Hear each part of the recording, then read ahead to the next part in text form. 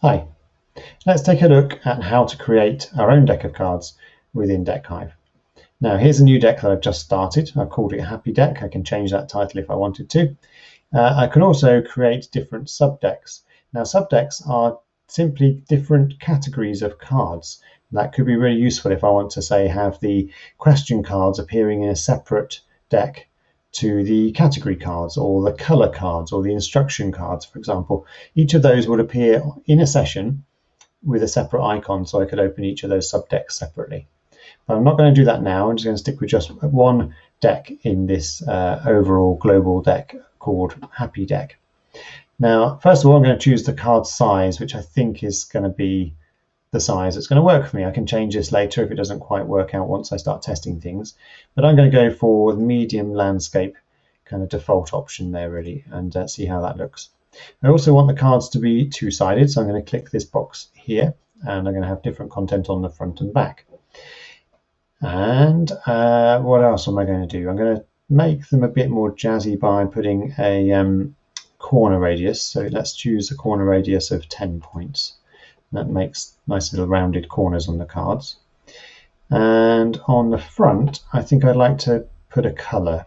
So I'm going to click on there. I'm going to say, well, let's make them kind of that pinky color, or maybe a bit darker. Let's go a bit darker.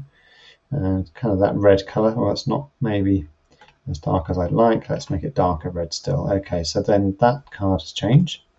And let's change the font color. So we're going to have a white font on here.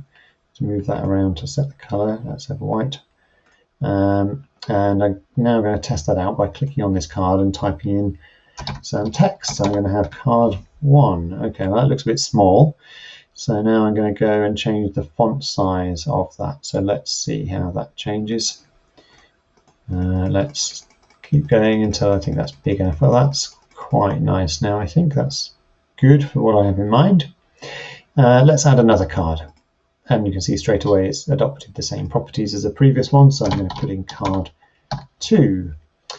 Now, what do I want to have on the back? I think I have some images on the back of my card. So I'm going to click on the photo icon there, go into my pictures, and I think I'm going to choose this one here and upload that to be on the back of that card. So just give that a few seconds, click done, and that appears there. So I can go through each card adding different images on the back if I want to. Now what I could do instead is have the same image on the back of every card, and rather than having to upload each of those images separately, I can do that from the section here, reverse face. I can do the same for the front face if I wanted to have a consistent image there. But we can see background image here. So I simply click on that, choose an image from there, and I'll choose the same picture again. And I'm going to have that same picture on the back of every card now. Upload that. And then we can see that if I add another card, it automatically adds that same back. So it's simple as that. Once I'm happy and I think I want to play and see how it's working in practice, I click Start a New Session, and I can click on the icon over here, which I can customize as well if I want to, by the way, by uploading an image to that.